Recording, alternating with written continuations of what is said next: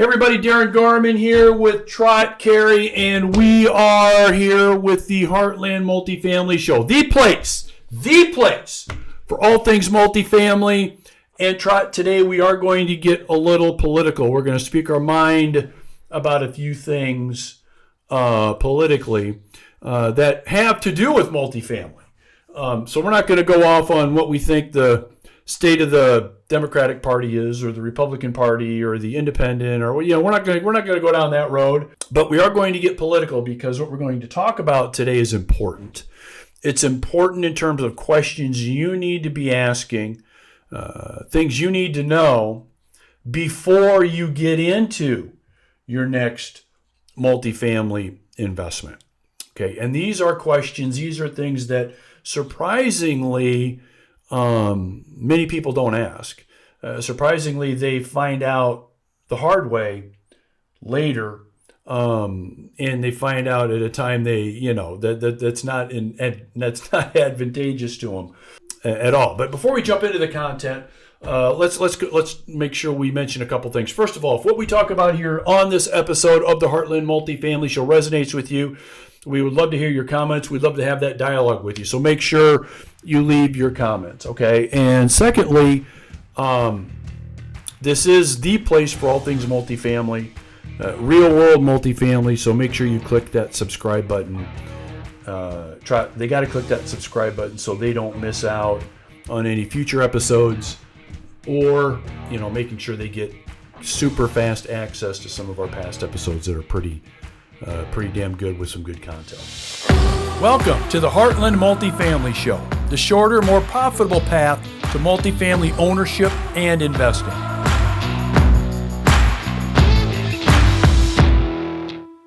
So let's jump right into this because I want to use a quick example. So I was interviewed a couple weeks ago about the bank failures, and there's First Republic and Silicon Valley, a lot of and other bank failures. And the main reason I was interviewed, by the way, is why are they interviewing you, Darren? I mean, you're a Heartland multifamily guy. Why are they interviewing you? Well, the main reason they did is because I've got a lot of experience in the financial world, but I also was a part owner of a bank and also sat on the board of directors and on the credit committee of that bank. And so when people learn that and they find that out about you, they want to kind of get, what's really kind of going on behind the curtain of these banks. Why are they failing? What's going on? What do you know about what's going on? So I had an interview with two people about this and what went on there. And one of the things I talked about that is exclusively related to multifamily is understanding that you better be asking these questions before you invest in your next multifamily property. So, I mean, I use the analogy of the bank, what you need to be thinking about, what you need to be asking before you make a deposit in those banks. But it's the same thing with multifamily. Okay, so let's kind of pull that over to multifamily. Let's talk about that. Because far too many people don't ask these questions. They just look at, well, what can my rate of return be? Where's it located? Who's kind of, if it's passive and there's a sponsor involved, who's the sponsor? Again, what's my rate of return going to be? And then they kind of go for it. By the way, all important questions, all important things, but I would argue probably not the most important things that you need to be asking. So let's talk about this. So, Chad, have we had anybody recently that have gotten involved in investing in multifamily with us? Yeah. And we've had a lot of people. Yeah. Okay. So either if we've worked with them in purchasing their own multifamily property, they're going to own it, run it, manage it themselves. Okay. Or they're involved in owning real estate with us with one of our funds or one of our partnerships. Okay. Have any of them asked us what our personal feelings and values are regarding climate change? If they have, they didn't ask me. They haven't. Okay, nobody has. All right. Have they asked us how we feel about our ESG score or what our ESG score is? Have they asked us that question? No. Huh? No, they haven't. They haven't asked us that question. Have they asked us about any of our, is it diversity, inclusion? Have they asked us about any of our diversity, inclusion practices and how we are there? I think there's a score there, I think. Probably. I think so. So have they asked us about that score? No. Never. Okay. Have they asked us about what some of our personal goals are for the next 5 or 10 years in terms of where we see the company running, where we see that individual property, where we see the governmental attitude, the governmental process in terms of owning multifamily? Have they asked us any of those kinds of questions? No. They haven't. Should they have asked us those questions? Yeah. Yeah, they better damn well be asking us those questions. Okay? In a world where you're wondering, why in the hell would they ask you those questions, Aaron? What are you talking about? What are you getting at? What I'm getting at is, no matter what our answers are to those questions, okay, we may have answers to questions like that, not only in terms of how we run our funds, how we run our properties, but also how the local municipalities and government and housing agencies, what their attitude is towards landlords and multifamily, what their attitude is towards building codes, what their attitude is. You need to be asking those questions before you invest your money, so you know the direction that those places are likely to go, that those people are likely to go. Okay? And so the worst position you could be in is you get involved in, let's say, a multifamily partnership. And the multifamily partnership has attitudes and directions where they're focused on, let's just say, a high ESG score. Okay, they're focused on many of the ideologies that are out there today that are important to some people. Well, if that's not important to you, if that's something you actually are not in agreement with, do you find that out before you invest in that multifamily property with these folks, or that property in that municipality or community? Or do you want to find that out after your money's invested? Hopefully before. Is it easier to get in a deal than it is to get out of a deal? Yes. Right. Once you're in, you're in. Now, we used the analogy of banks earlier, right? So if the depositors of some of those banks knew who the owners of the banks were, who sat on the board of directors, what their attitudes were towards a lot of these things, I can guarantee you, many of them would not have been standing in line when there's a run on those banks. They wouldn't even have been with those banks. No, I'm not saying those banks were bad. I'm not saying anything about their policies in per se. But I'm just saying those are questions you got to find out, you got to know about. Okay. So unfortunately, in today's world, you really need to know the machinations of what's going on behind the scenes in the minds of the people that are running the show. You can't be surprised by things. Now, at any minute, I could go from, being way, way left to being way, way right in a day. Sure, that could happen, right?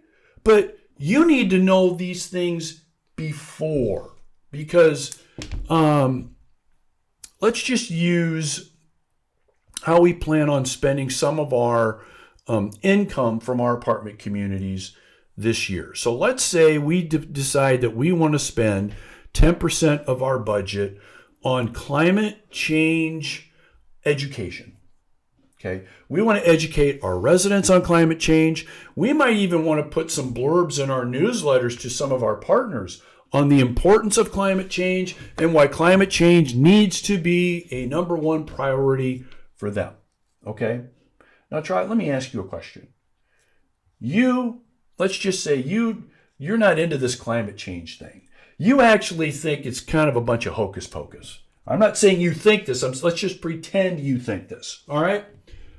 How happy you're going to be being invested with me in our multifamily communities, knowing that that's kind of the direction I'm going. Not too happy. No, you're not. And you're already in.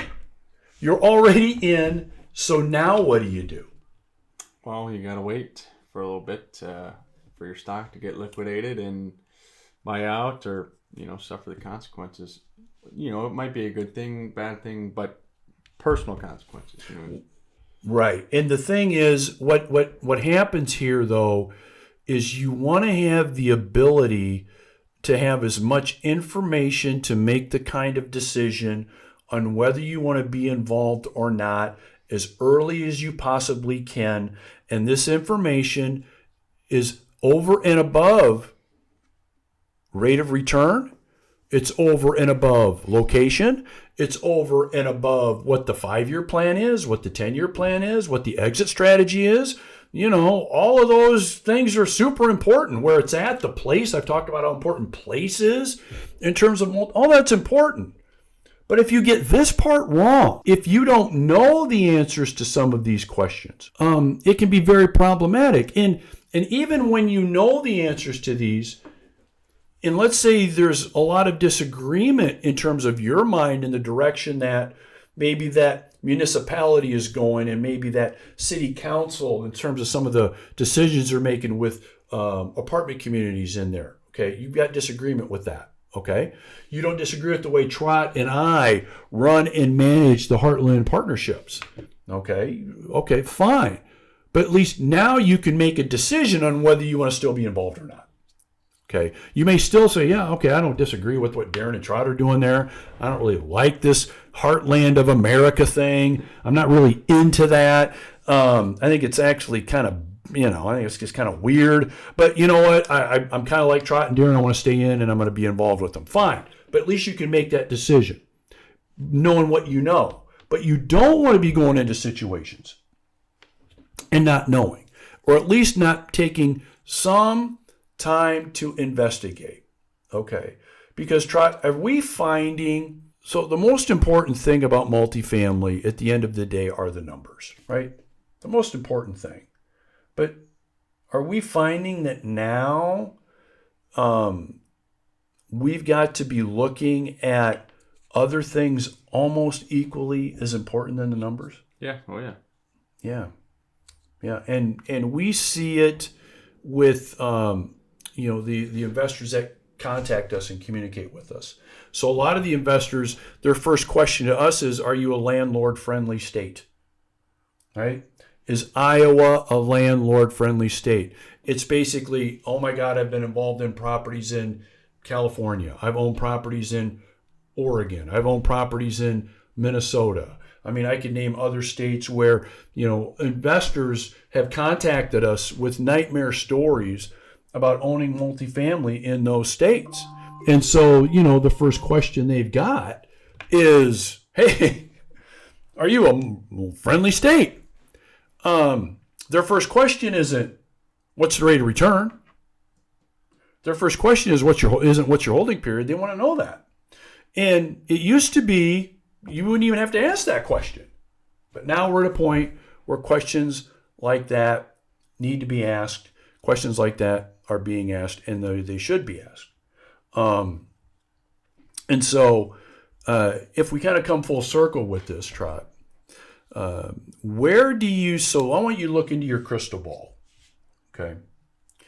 With some of the things that are now kind of front and center with our attention in the world of business that used to not actually be in the world of business, but now they are. Do you see this as being kind of a fad? Do you see this as something that's just kind of, this is going to last for maybe another couple of years and then it'll go away? Or is this something that we're going to have to consistently keep at least in front of us? What do you think? I haven't been around long enough, I don't think, to give an educated guess. Yeah, fair enough. But being your age, this is an interesting question, I think. I don't think it's a fad. I think it's here to stay. Okay. I do. I just think it'd be impossible to overturn a lot of it. Mm-hmm. But who knows? You probably know better than I do. What do you think? Well, your perspective is important because you spend time with and you're around, for the most part, people that are half my age. Yeah. Right. And so, getting your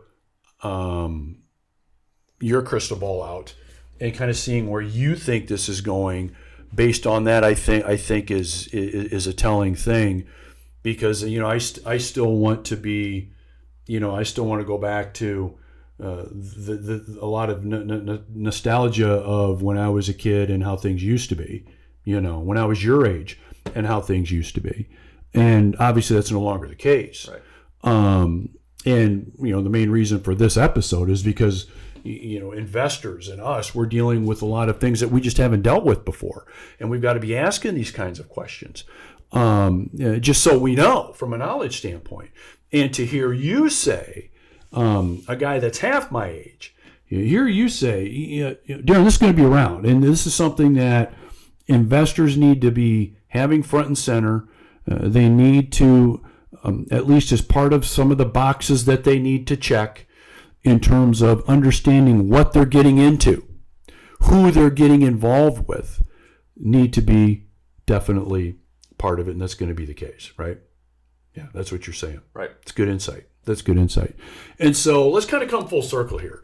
We're in a day and a time, and it sounds like we're going to continue to be in a day and a time where some of these questions need to be asked. Who really owns the fund that you're getting involved in? What are their philosophies regarding the future, on what they see as priorities in terms of what they want to accomplish, especially in some of the worlds and some of the areas like climate change? Are they going to be spending millions of dollars on changing and refitting things to make things better and more green? Does that make economic sense for me as an investor, as an example? Okay. Are they going to be concerned about ESG scores? Are they going to be concerned about all of these kinds of things? And again, there's going to be people listening and watching that think that there's right answers to this and there's wrong answers to this. It's not part of this podcast to answer that. But the part that we need to know is you need to be asking these questions now. You need to be bringing them up. It might be a little uncomfortable. You may not feel good about it, but it is necessary in terms of doing the best due diligence you can do, not only about buying the property that you're going to be buying, wherever that is, but who are you going to get involved with business-wise? Who is it going to be? And understanding what their philosophies are and what direction they plan on going. Okay. And so, in closing, before we wrap up this episode with some of the things you need to be thinking of asking and finding out before you get involved in your next multifamily deal, Trot, is there anything else that you think would be of value that we should maybe add to this? Yeah, I've got one question. Okay. In your experience, do you find trouble more with federal government, state government, or local government when you're looking at property, or you own a property and things are changing? Where do you find the most problem? Yeah. So let me reframe your question, because I think I'm going to say it's a good question. It's really good. Let me reframe it. Let me reframe it this way, and you tell me if it's the same thing. Would I find the most friction as a multifamily owner and investor with the federal government, the state government, or the local government? Yes. Would that be a good way to reframe it? Yeah, and you just to preface too, like let's say you say the local government, but it's just like small. It's a lot of small regulations with no magnitude. But then the federal government, it's very few regulations, policies, whatever, with high magnitude. So just keep that in mind. I don't know if that's the case or what, but yeah, it's an easy answer, and it's local. Yeah. Local is the easy answer. The local policies can be changed and are much more fluid, just because the local processes of everything from elections all the way to public sentiment to support for things can just change quickly. And the other thing that happens a lot locally, and you wouldn't think this would be the case, is on the local level, you don't get as much involvement from the overall majority public. So a lot of the decisions are made and pushed through by a minority a lot of times. And you have a lot easier chance of that happening to produce more friction with a multifamily owner on a local basis than you would. So it's a lot harder nationally, to push agendas, even though they're being pushed. We saw that during COVID where, there were eviction bans, which is like a 3-hour conversation I could have on that too. But, long podcast. Well, yeah. So, but the answer is local. And that's great because now you need to be thinking of, okay, what do I need to know about what's going on locally here? What's the attitude here? So if I don't live in Cedar Rapids, Iowa, I live in, I'll just say Kansas City, Missouri, but I think I want to buy property in Cedar Rapids, Iowa, I better be getting an idea of what the flavor is there in Cedar Rapids before I put any money there. I better be doing that. And I'm finding a lot of people don't do that. But it's something that you definitely need to do. So great question. All right, Trot. Great episode, man. Thank you very much. Thank you. Appreciate you being with us on this episode of the Heartland Multifamily Show, the place for all things multifamily. Glad you joined us on this episode. Hey, this is a episode where I want to hear your comments. Would like to hear whether you agree, whether you disagree. I don't care. Would like to hear from you so we can have some dialogue. Place those comments below. Click that subscribe button, and we will talk to you later. Bye-bye.